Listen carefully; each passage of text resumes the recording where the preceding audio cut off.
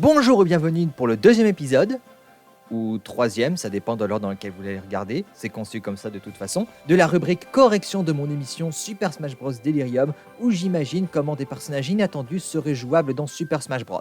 Rubrique où je fais des remakes au passage. Si vous me suivez, vous savez que depuis bientôt 3 ans, j'avais fait un moveset consacré à Elfilin et Mistigriff de Kirby et le monde oublié. Le concept était que le joueur contrôle Mistigriff et que Elfilin utilise ses pouvoirs psychiques pour améliorer ses attaques. Pourquoi une idée pareille ? Eh bien il faut poser la question à Elfilin. Au début, je voulais faire un moveset pour lui, mais je ne suis pas arrivé à en créer un qui me satisfaisait. Du coup, j'avais opté pour un plan B et je l'ai fait s'associer à un autre personnage iconique de Kirby et le monde oublié. Et c'est pas un mal, honnêtement, la combinaison des deux personnages va bien ensemble. Et bon, cet original avait quand même quelques petites fautes, mais la base reste solide. Alors pourquoi je parle de ça ? Parce qu'après 3 ans de réflexion, j'ai enfin réussi à créer un moveset solo pour Elfilin qui me satisfaisait. Donc quoi de mieux que vous le présenter ? Mais ce nouveau concept implique, de toute évidence, que je vais devoir abandonner Mistigriff. Et c'est le cas. Cela dit, je n'en ai pas vraiment envie, je veux la traiter de manière plus digne. Résultat, en compensation, j'ai décidé de lui créer son propre moveset à elle aussi. Faut dire que la plupart des attaques de mon concept originel étaient faites par elle, la reprise est facile.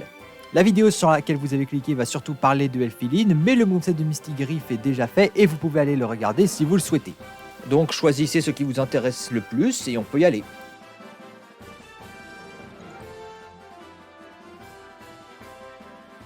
Vous êtes toujours là ?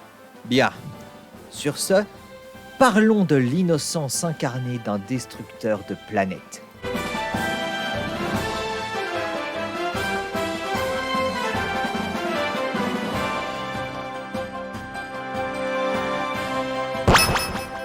Elfilin. Tel l'a fait Ribbon avant lui, ce petit chinchilla turquoise est le principal allié de Kirby dans Kirby et le monde oublié. Lui aussi victime des frasques de la meute des bêtes, il se joint à Kirby pour partir à la rescousse des Waddle Dee capturés par cette dernière.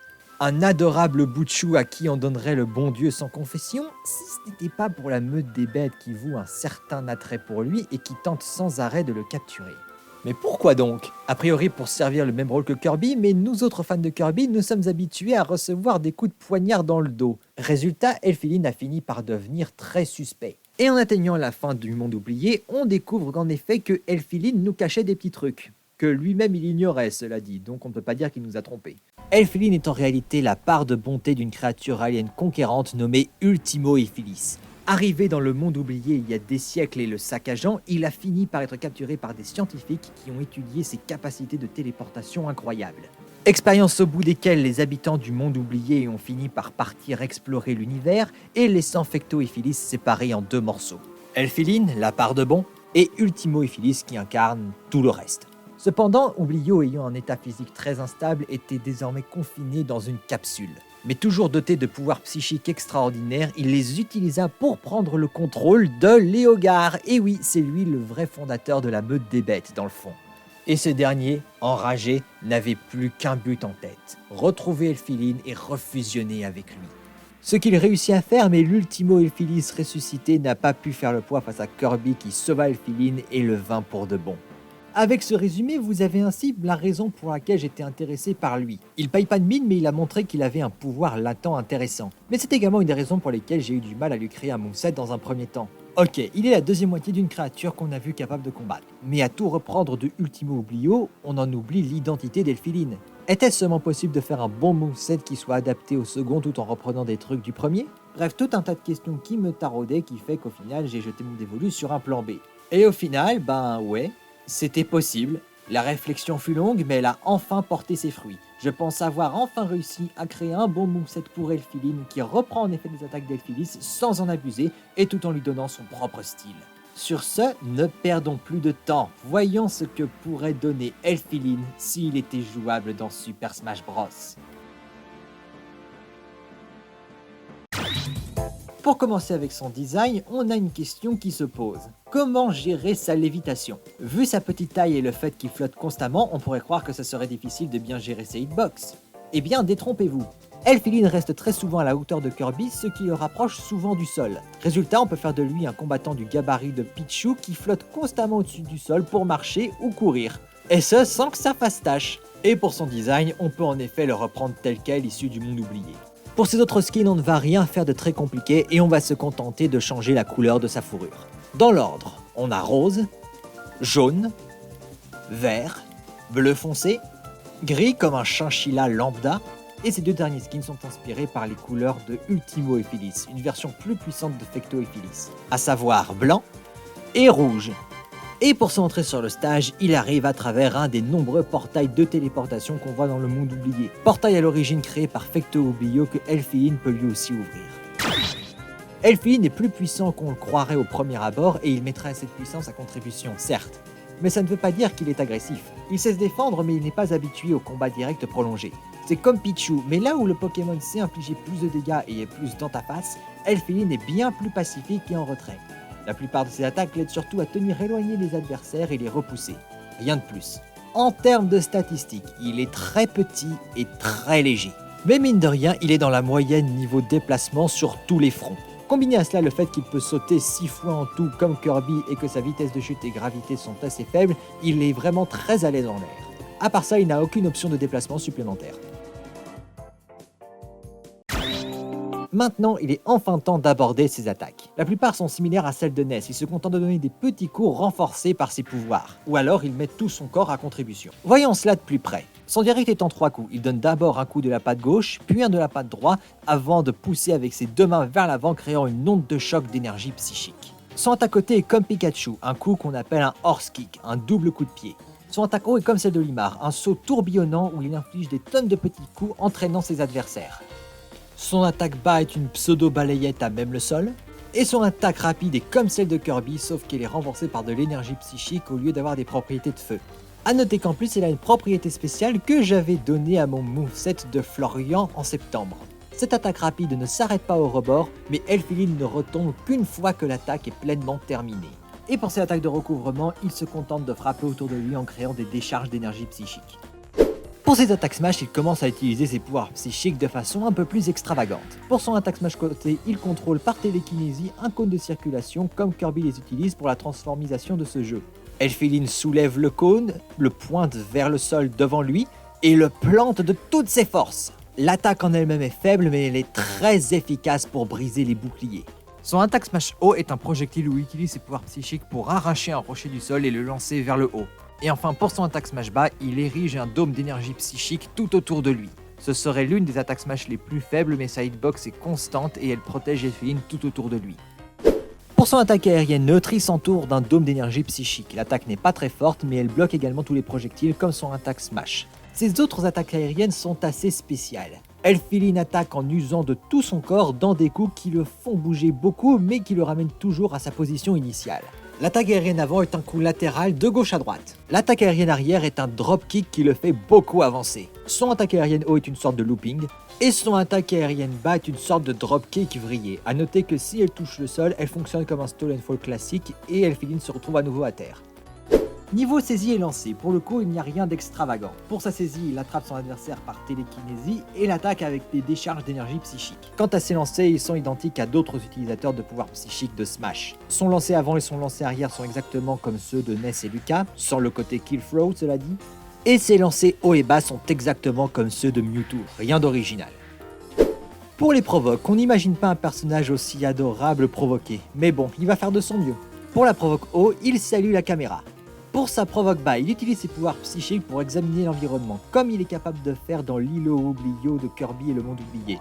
Et pour sa provoque côté, Mistigriff apparaît et l'encourage, tandis qu'Elfilin est tout gêné. Passons maintenant à la partie la plus intéressante. Que valent les attaques spéciales d'Elfilin? Pour l'attaque spéciale neutre, on va utiliser son arme principale, ou tout du moins une recréation faite avec ses pouvoirs psychiques. Ultimo Ephilis se bat avec une lance et est naturellement capable de plusieurs attaques, notamment combinées avec ses pouvoirs. L'attaque en compile 2 de son combat de boss. La version normale, en appuyant simplement sur B, est lame pulsar. Il lance une lame d'énergie qui vole en cloche avant de s'écraser sur le sol du stage, voire de continuer à tomber si elle est toujours en l'air. En maintenant B enfoncé, il utilise une autre attaque inspirée par le flash vert. Au lieu de créer une petite lame, il crée une réplique un peu plus petite de la lance. Une fois chargée au max, il la lance comme un javelot tout droit à une vitesse impressionnante. un peu comme le tir chargé de l'attaque spéciale neutre de Byleth. Lame pulsar est faite pour zoner, tandis que le javelot vert est un finisher plus situationnel. Pour l'attaque spéciale côté, Elfelyn réutilise à sa sauce la mécanique signature du monde oublié, le transmorphisme. Je lui ai fait déjà exploiter ce pouvoir un petit peu plus tôt, mais ici, il va en utiliser un dernier. Pour ici, il va utiliser le premier objet avec lequel Kirby a pu faire le transmorphisme, une voiture. Le véhicule apparaît et Elfelyn se met à la conduire avec ses pouvoirs psychiques. C'est comme Wario, il peut la conduire comme il l'entend avec le joystick. La principale différence, c'est qu'il a une attaque. En appuyant sur A, il a un boost. Comme Wario, il peut abandonner la voiture quand il le souhaite en sautant. Elle reste sur le stage et il lui suffit de refaire attaque spéciale côté à côté pour la réutiliser. Sur le stage, elle est bien trop lourde pour être portée, contrairement à la moto. Elle demeure donc un obstacle. Cela dit, elle peut être détruite et si tel est le cas, il doit attendre avant de pouvoir la réutiliser. L'un des pouvoirs les plus mis en avant de Ultimo Ephilis, c'est la téléportation. Dans son combat, il utilise des portails pour attaquer de tous les côtés, en les empruntant ou en invoquant des objets sur le champ de bataille. Elfelyn a lui-même ce pouvoir au creux de ses pattes, mais vous remarquerez que je n'en ai pas vraiment utilisé jusqu'ici.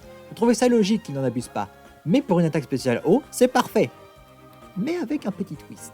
Elfelyn se téléporte de portail en portail dans la direction de son choix. L'attaque met un peu de temps à se lancer, ce qui serait contre-productif si ce n'était pas pour une mécanique spécifique. L'entrée aspire les adversaires à proximité et agit comme un hit grab au contact. Ainsi, s'il arrive à capturer un adversaire proche, et un seul seulement, alors qu'Elfelyn s'enfuit, le portail d'entrée demeure, infligeant des dégâts à l'adversaire capturé avant de le recracher vers le bas à la sortie. A noter que l'attaque a un effet météore si ses pourcentages de dégâts sont assez hauts. Enfin, pour son attaque spéciale bas, j'ai décidé de réutiliser telle quelle une technique que j'ai déjà un peu évoquée ici, la technique du flash vert. Dans les mains d'Elfelyn, il s'agit d'une simple charge avec la lance pointée vers l'avant. Une attaque très simple, mais que ici, j'ai décidé de pimper de bien des manières. En se contentant d'un simple appui, cette version de flash vert agit comme les attaques spéciales bas de Capitaine Falcon ou Ganondorf, entre autres. A savoir, faite sur le sol, c'est une charge directe vers l'avant, mais si c'est fait en l'air, c'est un plongeon en diagonale. Mais contrairement à eux, grâce à ses pouvoirs de lévitation, Elfelyn peut altérer la trajectoire. Si faite en l'air mais que le joueur arrive à orienter le joystick sur la gauche ou vers la droite, Elfelyn foncera alors dans cette direction. L'attaque elle-même n'est pas très forte, mais reste une option de burst intéressante. Qui plus est, elle a une autre spécificité. Un des derniers pouvoirs de Fecto Ephilis qu'on peut voir est la capacité de créer des doubles, qu'ils soient tangibles ou de simples illusions. Et j'ai décidé d'en profiter pour ce moveset. En maintenant B enfoncé, au lieu d'utiliser flash vert, Elfelyn enverra un double illusoire qu'il a créé avec ses pouvoirs psychiques foncés. Et c'est le but, il n'est pas là pour infliger des dégâts, il est là pour feinter. Cela dit, le double a deux défauts. Créé sur Terre, il ne parcourt que les 3/4 de la distance maximale que Elfelyn parcourt quand il utilise flash vert lui-même. Et fait en l'air, il volera toujours droit devant lui, impossible de l'orienter vers le bas. Ah et aussi, Elfelyn ne peut plus faire de saut après ça, par contre il a toujours accès à ses attaques aériennes. Bref, une attaque très pratique pour s'approcher, tromper ou prendre la fuite.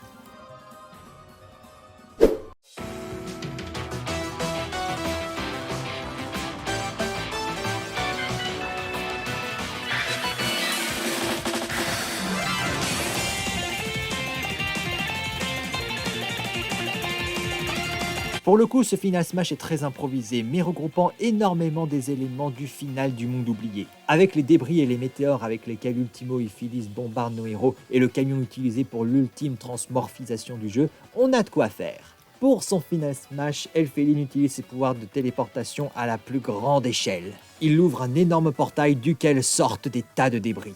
Des météores tombent alors du ciel partout sur le terrain. Mais on peut remarquer pendant ce temps que l'écran est fixe. Elfelyn s'immobilise et un viseur apparaît. Le joueur peut alors le bouger avec le joystick. Et au bout de plusieurs secondes, le même camion avec lequel Kirby et Elfelyn ont vaincu Ultimo Ephilis tombera à l'endroit où le viseur a été déplacé, manipulé pour tomber à cet endroit grâce au pouvoir psychique de Elfelyn. Une fois que le véhicule s'est crashé, il tombe dans l'arrière-plan tandis que les météores s'arrêtent de pleuvoir et que le portail se referme en arrière-plan. Le combat reprenant alors son cours normal. Enfin, ces animations de victoire. Pour la première, Elfelyn fait sa propre version de la danse de fin de niveau qu'il fait aux côtés de Kirby. Pour la deuxième, le combat l'a tellement épuisé qu'il s'est endormi. Cette animation a un angle de victoire en contre-plongée qui ressemble à l'animation de quand Kirby et lui dorment dans leur maison dans le monde oublié. Et enfin, la dernière, un gâteau qui a la forme du Kirby transmorphé en voiture est sur l'écran de victoire. Elfelyn bondit de l'arrière-plan puis se vautre dans le gâteau. A noter évidemment qu'il s'agit d'une version XXL du gâteau en question. Et après quelques petites secondes, Elfilin ressurgit du gâteau, couvert de crème. Et voilà ce que pourrait donner Elfilin s'il était jouable dans Super Smash Bros.